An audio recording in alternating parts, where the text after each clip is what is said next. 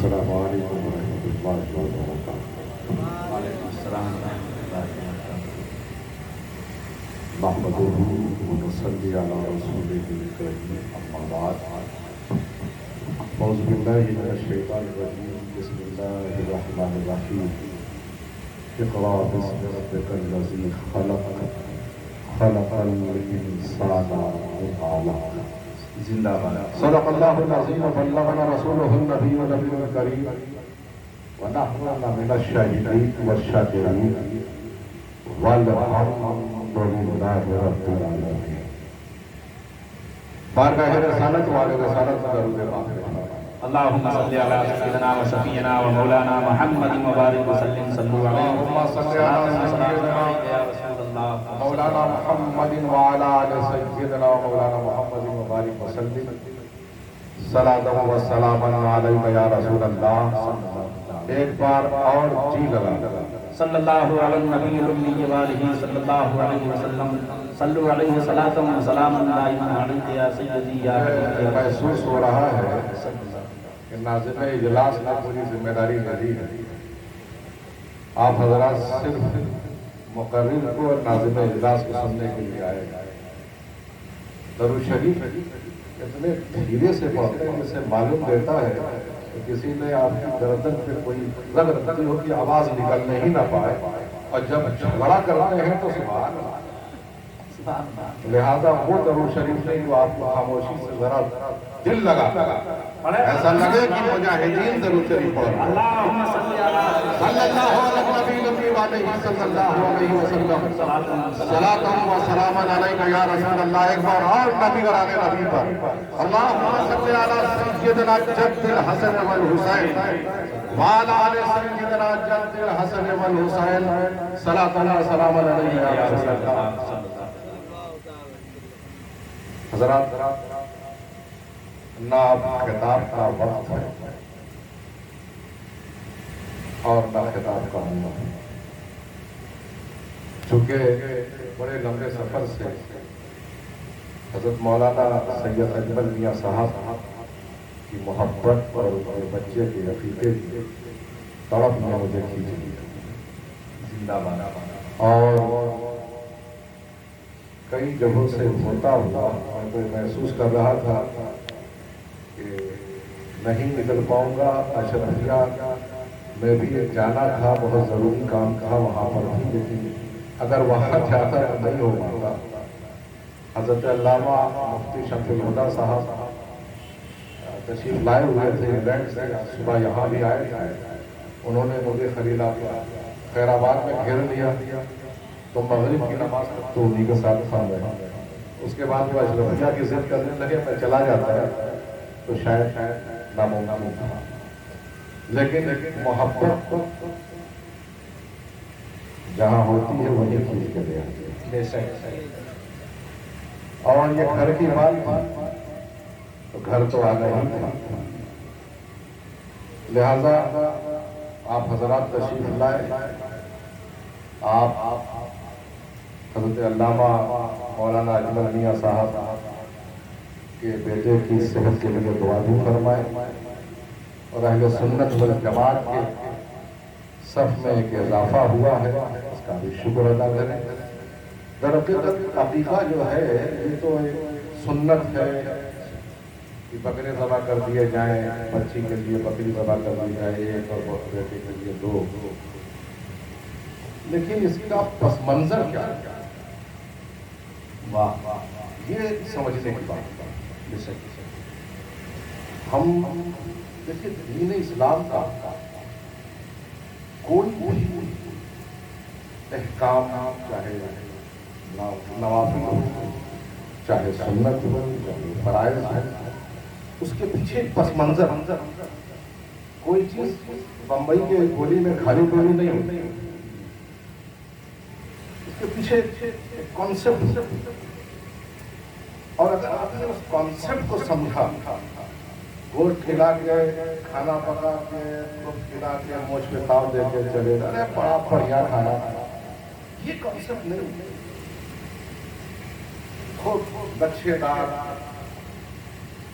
سے اسٹیج سجا ہوا ہے، خوب سجی नात सुन रहे हैं आप, सुभान अल्लाह कह रहे हैं, सब कुछ आपने किया, लेकिन मकसद आज अगर इजलास का मकसद नहीं है तो सब कुछ हो रहा।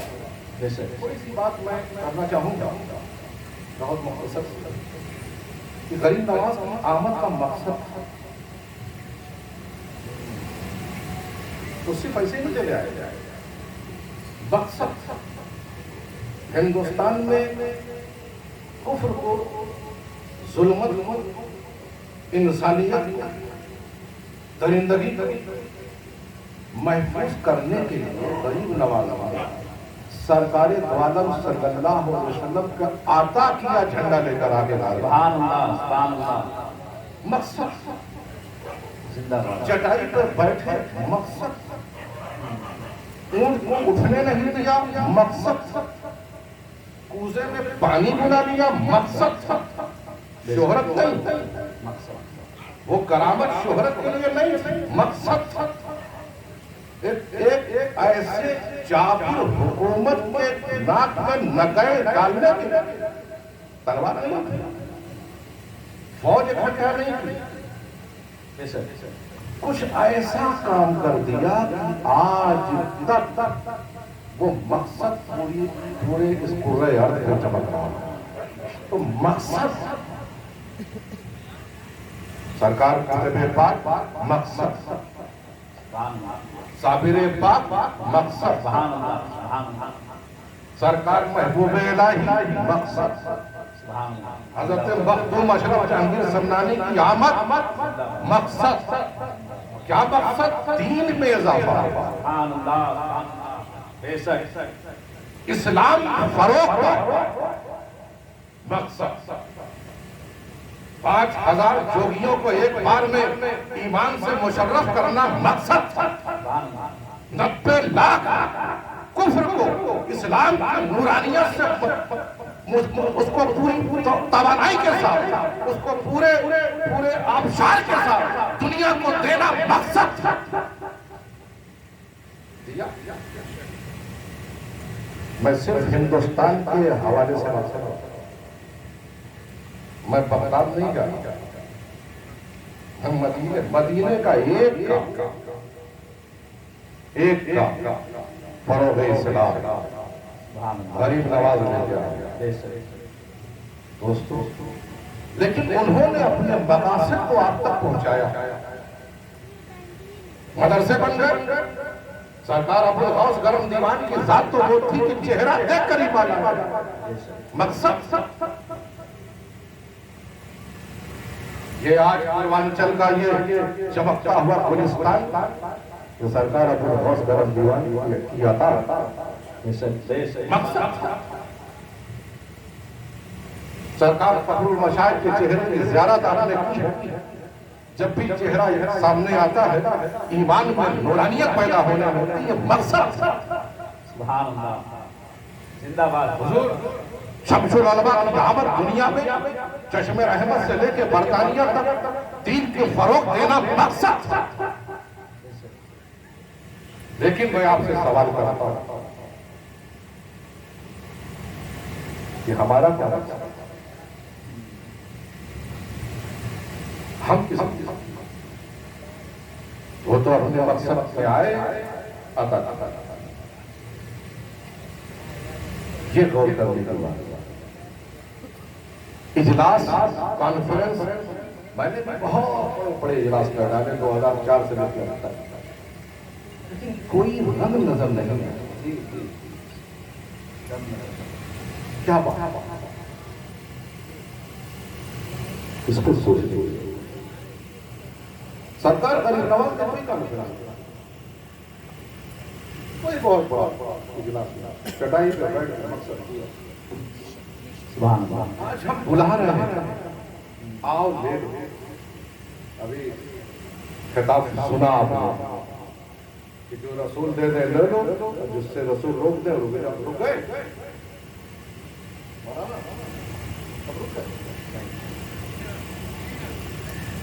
यही खिताब से कहा। कितने अफसोस की बात, शराब से रोका रोक गए, जुए से रोका रोक गए, زنا سے روکا رک گئے، چوری سے روکا رک گئے، غیبت سے روکا رک گئے، ایک دوسرے کے خلاف کانسپریسی کرنے سے روکا رک گئے۔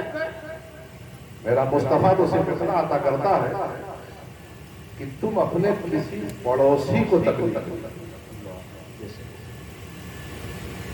صرف پڑوسی کا خیال رکھو، بھوکا ہے اس کا خیال رکھو، کپڑا نہیں اس کا خیال رکھو، یہ سب تو بڑی بات ہے۔ اچھا پڑوسی اصطلاح میں پڑوسی کو اب کیا سمجھتے ہیں آپ کے لینگویج میں؟ نیبر کیا ہے؟ جملہ تو میرے مصطفیٰ کا ہے لیکن پوری دنیا سمجھ کے آ گیا۔ واہ واہ واہ، زندہ باد۔ مقصد ہے، مقصد میرے مصطفیٰ کا ہر لفظ مقصد، ہر آدھا مقصد، زبان سے نکلا ہوا ہر لفظ مقصد۔ کبھی اس پہ غور کیا؟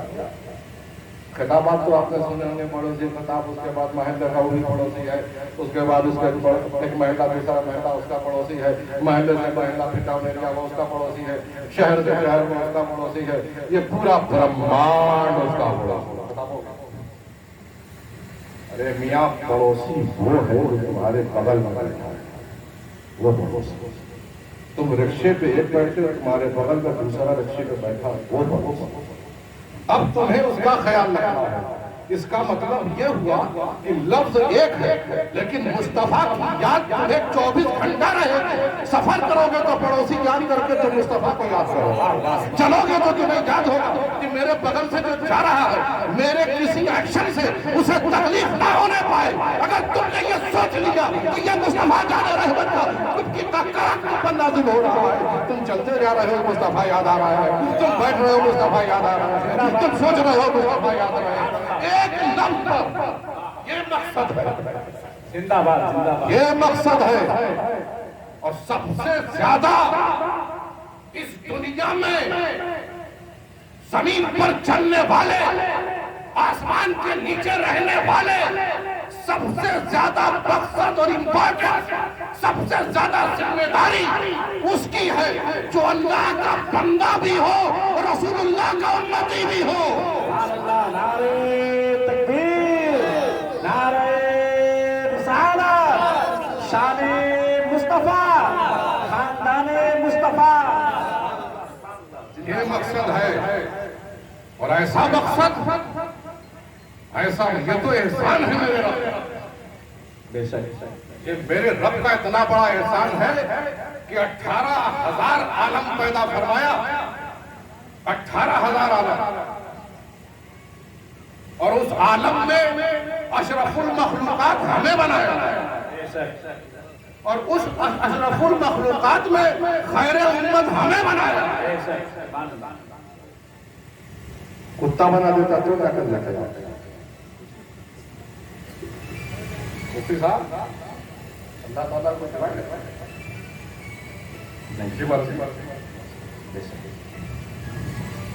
قوم کے بہت سے ایسے انسانوں کو بندر بنایا تھا، نہیں بنایا، کیا کر لیا ویسے؟ پڑھائی کرو گے؟ بنا دیتا تو کرسی بیٹھے نظر آتے آپ، ہم بولتے نظر آتے۔ کتنا بڑی نعمت ہے، کتنی بڑی نعمت کہ 18,000 عالم میں سے اٹھا کر ہمیں انسان بنایا، وہ بھی انسان میں اللہ کے اشرف المخلوقات بنایا، اشرف المخلوقات میں سے ہمیں خیر امت بنایا۔ بڑی نعمت، اس کا تو شکر ہم ادا ہی نہیں کر پاتے۔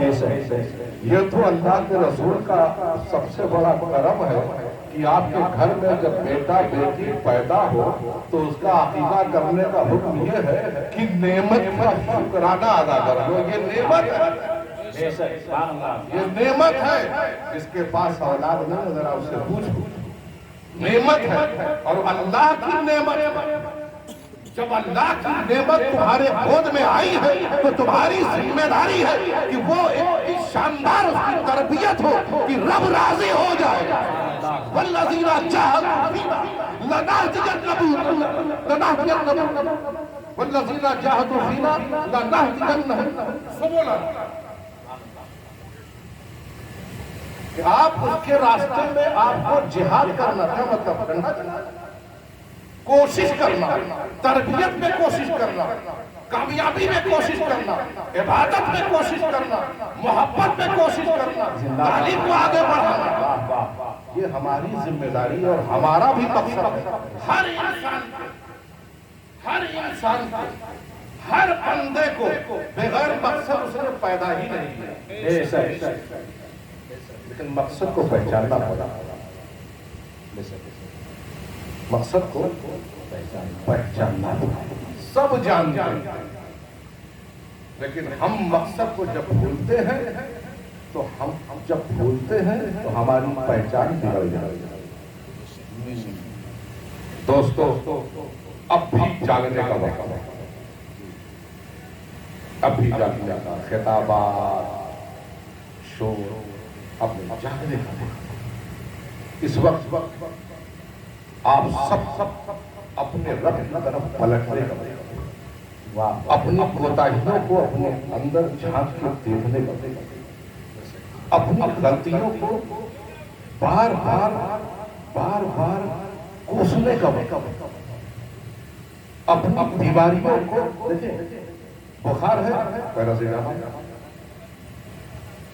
سر میں درد پیناڈول، پیٹ میں کچھ ہو گیا یہ دوا، تو اس کے جو ڈاکٹر ہیں، لیکن جو اندر کی بیماری، حسد کی بیماری، جھوٹ کی بیماری، غیبت کی بیماری، آپ مقصد کے لیے، آپ مقصد کی اور بیماری کے تحت میں ہیں، آپ کی روح ایک نورانی کیفیت کے ساتھ آپ تک ہے، لیکن آپ کیا کر رہے ہیں؟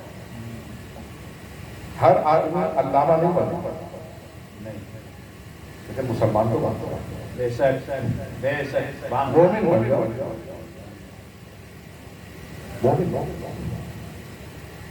صرف ایک چیز آج اس نعمت والے جلسے سے اور اس مقصد والے اجلاس اپنے زندگی میں صرف ایک چیز بس، اگر یہ لے گئے اور اس پر قائم رکھا، تب تو آج کے جلسے کا مقصد مکمل۔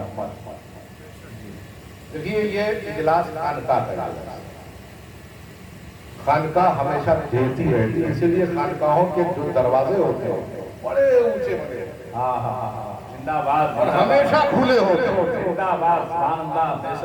کس وقت کون کیسا کب کہاں سے آ جائے، خانقاہ کسی کو بھی اپنے دروازے میں آنے سے روکتی نہیں ہے، اس لیے کہ وہ خانقاہ ایسی ہاسپٹل ہے کہ جہاں دل کو سنوارا جاتا ہے، وہ دل جس دل میں خشیت الہی ختم ہو گئی ہو خانقاہ میں آ جائے، وہ دل جو نورانیت سے خالی ہو گیا خانقاہ میں آ جائے۔ خانقاہیں دل سنوارتی ہیں، دل، اس لیے کہ دل ہی تو بگڑتا، دل ہی تو بےایمان ہوتا، دل ہی تو کمینہ ہوتا، دل ہی میں سب کچھ ہے، دل ہی کو خراب کیے بیٹھے۔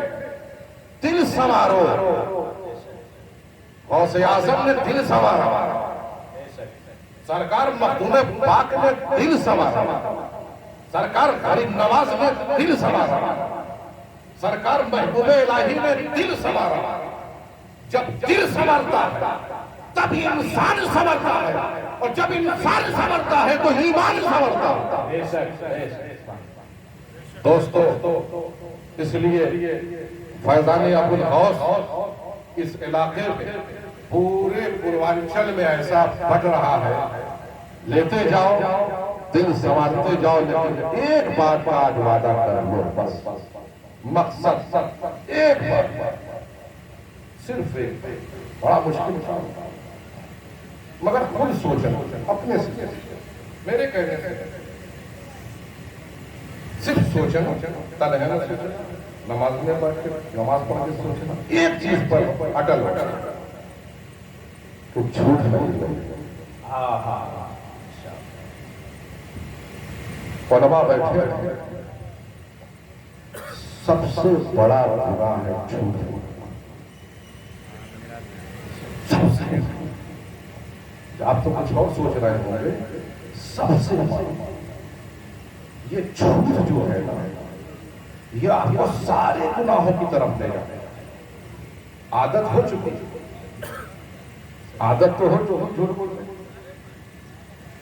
لیکن عادت کو ختم کرنے کے لیے ذہن کو اور دل کو آپ کو قریب کرنا. پھر جھوٹ، یا اللہ معاف، پھر جھوٹ کو ہی یاد کیا، اسی کو یاد کرو. ارے پھر ہو سکتا ہے 10 بار 12 بار 12 بار 2000 بار کرتے کرتے احساس زندہ ہو جائے اور کسی فقیر کی نظر پڑ جائے کہ اس کا احساس زندہ ہے، اب اس کے دل کو سنوارو. زندہ باد زندہ کیونکہ جب دل میں کثافت ہوتی ہے، جب دل میں نرمی ہونے لگتی ہے تو نور اپنی جگہ بنانے لگتا ہے. میرے دوستو، ایک آج کے اس نعمت والے مقصد والے اجلاس ایک پیغام آستانِ ابو الغوث سے ان کا پوتا آپ کو دے رہا ہے کہ جھوٹ ہوتی ہے. وما علینا الا البلاغ. الصلاۃ والسلام علیہ وسلم.